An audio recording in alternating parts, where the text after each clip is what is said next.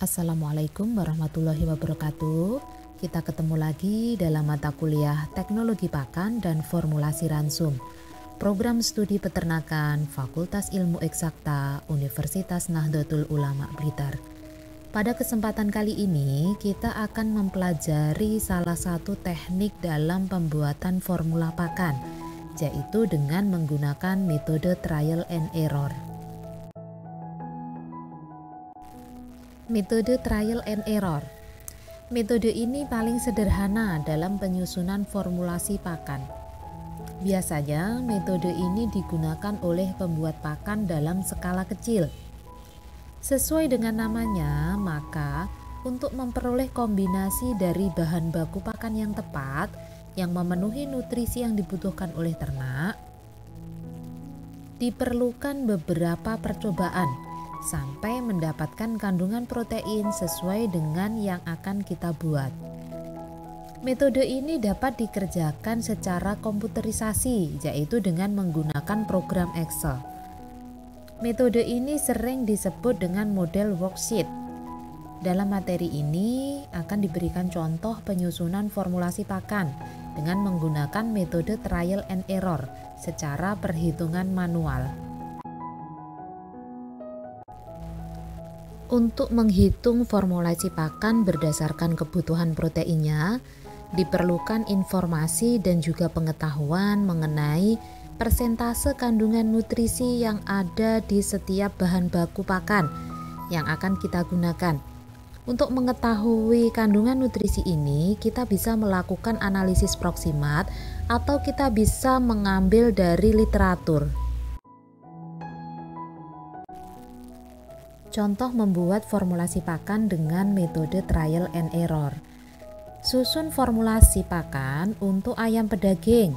Periode starter di mana kandungan nutrisi dari pakan yang akan dibuat itu adalah protein kasarnya 22%.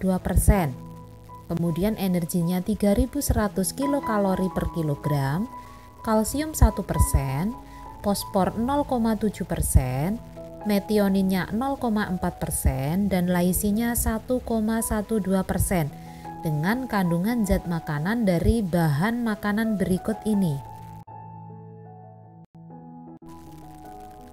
Bahan pakan yang dipakai untuk menyusun formulasi pakan broiler tadi diantaranya ada jagung, bekatul, tepung ikan, bungkil kedelai, kapur, tepung tulang, garam, minyak kelapa, dan premix.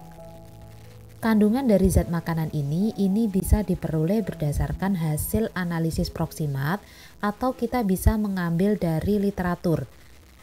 Ini kandungan zat makanan dari jagung, misalnya protein kasarnya 8,8%, energinya 3470 kilokalori per kilogram.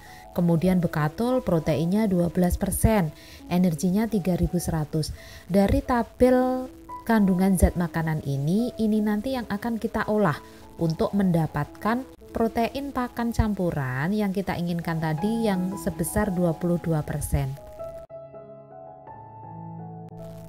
Untuk campuran pakan sebanyak 100 kg dengan kandungan nutrisi sesuai yang akan kita buat tadi, yaitu proteinnya 22%, kemudian energi metabolismenya 3100 kalori per kilogram, maka langkah pertama yang harus kita ketahui adalah batasan penggunaan dari bahan baku pakan yang kita sediakan. Tadi ada tepung ikan, bekatul, tepung tulang, garam, minyak kelapa, premix, kemudian ada juga jagung dan bungkil kedelai. Nah, di sini untuk tepung ikan ini karena merupakan sumber protein hewani, maka batas penggunaannya maksimal adalah 8%. 8% kalau kita ingin mencampur pakan sebanyak 100 kg, jadi batas maksimal kita bisa menggunakan tepung ikan adalah 8 kg. Kemudian untuk bekatul karena digunakan untuk ayam muda, jadi maksimal penggunaannya adalah 10%. 10% kalau kita mau mencampur pakan 100 kg, jadi ketemunya bekatul maksimal digunakan adalah 10 kg. Kemudian tepung tulang ini kita gunakan sebesar 1 kilo. Tepung tulang ini kita manfaatkan sebagai sumber kalsium dan fosfor. Kemudian garam kita gunakan sebesar 0,3 kg. Untuk minyak kelapa di sini kita menggunakan 1%. Ingat, batas penggunaan maksimal dari minyak kelapa adalah 3%. Tapi karena kita kepingin hasilnya optimal dan kita nggak terlalu berlebih, maka kita gunakan 1%. Kemudian untuk premix ini dosis yang digunakan adalah 5 kg per ton. Jadi kalau kita kepingin mencampur pakan dengan campuran 100 kg, jadi premix yang dibutuhkan adalah 0,5 kg. Premix di sini isinya adalah multivitamin dan multimineral.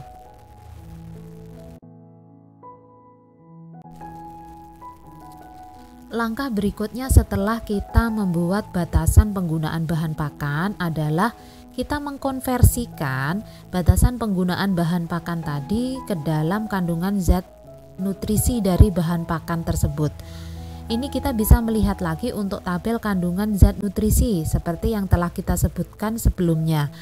Jadi di sini kita masukkan lagi seperti di tabel kandungan nutrisi tadi, kita susun. Ada protein kasar, energi metabolis, kalsium, fosfor, metionin, laisin. Bahan pakan yang kita berikan batasan penggunaan tadi, kita masukkan ke dalam kolom bahan makanan. Di sini ada tepung ikan, bekatul, tepung tulang, garam, minyak kelapa, dan premix. Tepung ikan tadi maksimal kita penggunaannya adalah 8 kg. Kita masukkan ke dalam tabel. Kemudian kita hitung protein kasarnya ketemunya berapa. Jika kandungan protein kasar dari tepung ikan tadi adalah 60%, kemudian kita konversikan dengan jumlah penggunaannya adalah 8 kg, maka cara menghitungnya adalah 60 dibagi 100 dikalikan 8 kg. Maka ketemunya di tabel ini protein kasarnya sebesar 4,8 kg. Hal ini kita juga lakukan untuk perhitungan energi metabolis, kalsium, fosfor, metionin, dan laisin. Jadi kita balik lagi lihat untuk tabel kandungan zat makanan tadi. Kemudian untuk bekatul ini kita penggunaannya maksimal adalah 10 kg. Kalau kita kepingin mencampur pakan dengan campuran 100 kg, maka cara menghitung protein kasarnya adalah tadi di tabel komposisi bahan makanan, kandungan protein kasar dari bekatul adalah 12%. Jadi kalau kita menggunakan 10 kg bekatul, kita cara menghitung protein kasarnya adalah 12%, yaitu 12 dibagi 100 dikalikan 10 kg. Jadi ketemunya 1,2. Setelah kita hitung semuanya, selanjutnya kita jumlah ke bawah. Jadi di sini total dari bahan baku yang digunakan mulai dari tepung ikan sampai premix totalnya adalah 19,8 kg. Kemudian protein kasar kalau kita jumlahkan dari hasil perhitungan tadi ketemunya adalah 6,12 kg. Kemudian untuk energi metabolis ketemunya 636 kg, dan seterusnya kita jumlahkan semua dari kandungan nutrisi ini ke bawah. Setelah kita melakukan perhitungan dengan pembatasan bahan pakan tadi, berikutnya kita menghitung kekurangan dari bahan pakannya. Karena kita kepingin menghitung pakan campuran sebesar 100 kg, jadi ada kekurangan bahan sebesar 80,2 kg. Karena tadi dari perhitungan kita masih mendapatkan bahan pakan totalnya adalah 19,8. Jadi cara menghitungnya 100 kg dari pakan yang akan kita campur ini dikurangi dengan 19,8. 19,8 ini adalah total bahan pakan yang sudah kita gunakan di atas, yang kita lakukan pembatasan penggunaannya. Kemudian ada kekurangan protein. Karena kita kepingin mencampur pakan dengan kandungan protein sebesar 22%, jadi kalau kita mencampurnya 100 kg, itu proteinnya ketemunya adalah 22 kg.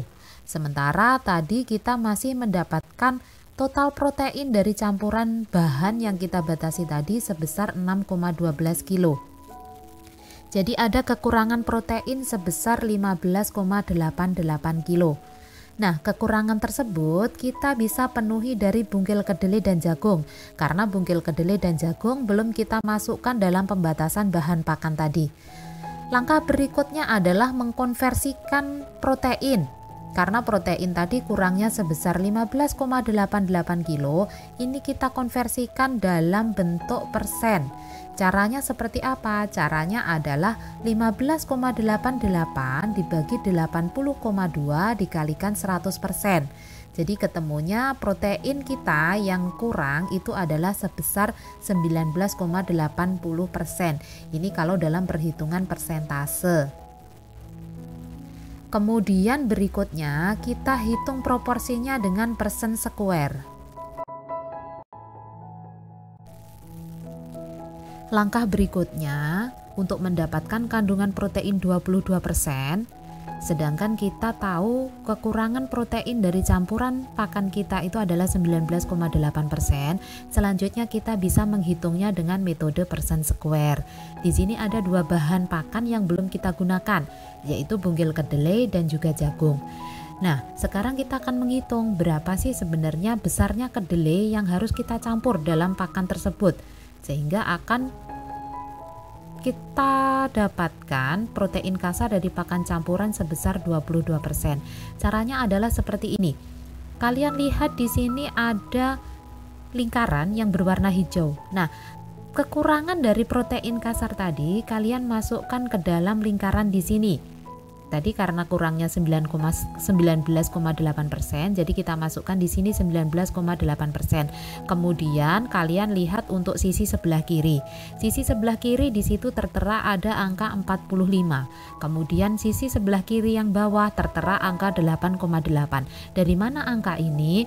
Angka ini adalah kandungan protein kasar, karena ini kita yang menghitung adalah protein kasar, jadi kita masukkan. Untuk sisi kiri yang sebelah atas itu adalah protein kasar dari bunggil kedelai. Kemudian untuk sisi kiri yang sebelah bawah sebesar 8,8%, ini adalah protein kasar dari jagung. Setelah itu kita akan menghitung selisihnya. Nah, kalian perhatikan panah di sini. Selisih antara 45 dengan 19,8 adalah 25,2. Kalian bisa tuliskan pada kotak yang berwarna biru. Kemudian selisih antara 19,8 dengan 8,8 adalah 11. Kalian tuliskan pada kotak yang berwarna ungu. Di sini apabila terdapat selisih dengan nilai yang negatif, ini kita bisa abaikan karena yang kita hitung adalah selisihnya. Setelah kita dapatkan antara kotak yang berwarna ungu dengan kotak yang berwarna biru, selanjutnya kita jumlah. Jadi 11 ditambah 25,2 ketemunya adalah 36,2. Selanjutnya kita bisa menghitung jumlah bunggil kedelai yang harus kita campurkan. Ini kita hitung. Caranya adalah 11 dibagi 36,2 dikalikan 80,2 kilo. Jadi ketemunya adalah 24,37 kilo. Ini bunggil kedelai yang harus kita campurkan jika kita ingin mendapatkan pakan campuran dengan protein 22%. Caranya dari mana kok kita menghitungnya 11/36,2? Karena hasil dari persen square tadi, bunggil kedelai yang dibutuhkan adalah 11. Sedangkan total dari campuran bunggil kedelai dan jagung adalah 36,2. Jadi kita hitung persentasenya yaitu 11 dibagi 36,2 dikalikan 80,2. Ini adalah kekurangan bahan pakan tadi yang kita hitung di atas. Perhitungan untuk jagung juga sama. Nah, di sini ketemu jagung kebutuhannya adalah 55,82 kg. Setelah kita menghitung kebutuhan bahan pakan, mulai dari tepung ikan sampai kebutuhan jagung yang harus kita campurkan, berikutnya kita lakukan cross check lagi. Apakah sudah benar, apakah belum perhitungan yang kita lakukan. Jadi kita balikkan lagi ke dalam tabel kandungan zat makanan. Kita masukkan semua bahan pakan yang kita gunakan. Jadi ada tepung ikan, bekatul, tepung tulang, garam, minyak kelapa, premix, bunggil kedelai, dan juga jagung. Perhitungan yang kita dapatkan untuk bunggil kedelai dan jagung tadi kita juga masukkan di sini. Jadi bungkil kedelai yang ketemunya tadi 24,37, kemudian jagungnya 55,82, kita juga masukkan di sini. Kemudian kita total, kita jumlah ke bawah. Ternyata di sini jumlahnya adalah 100,99. Nah, untuk perhitungan trial dan error ini memang akurasinya tidak bisa 100%. Jadi setidaknya ini sudah mendekati dengan apa yang kita inginkan tadi. Kemudian untuk perhitungan protein kasar, ini caranya juga sama. Perhitungannya di sini protein kasar dari bungkil kedelai ketemu 10,97. Caranya gimana untuk menghitung? Caranya adalah bungkil kedelai tadi protein kasarnya adalah 45%. Jadi cara menghitungnya 45 dibagi 100 dikalikan 24,37. Jadi ketemu angka 10,97. Kemudian kita masukkan ke dalam tabel. Begitu juga untuk nilai nutrisi dari bahan pakan yang lain. Kemudian setelah itu untuk semua kandungan nutrisi kita jumlahkan totalnya. Nah, kalian bisa lihat di sini untuk yang angka merah itu adalah nilai nutrisi dari pakan yang akan kita campur. Di sini ketemu protein kasarnya adalah 22%, kemudian energi metabolismenya 3109,09. Jadi memang agak mendekati, tidak sama persis. Karena memang akurasinya kalau untuk trial dan error ini tidak bisa 100%. Demikian pembelajaran kita kali ini tentang metode pembuatan formulasi pakan dengan menggunakan metode trial and error. Sampai ketemu pada kesempatan berikutnya. Wassalamualaikum warahmatullahi wabarakatuh.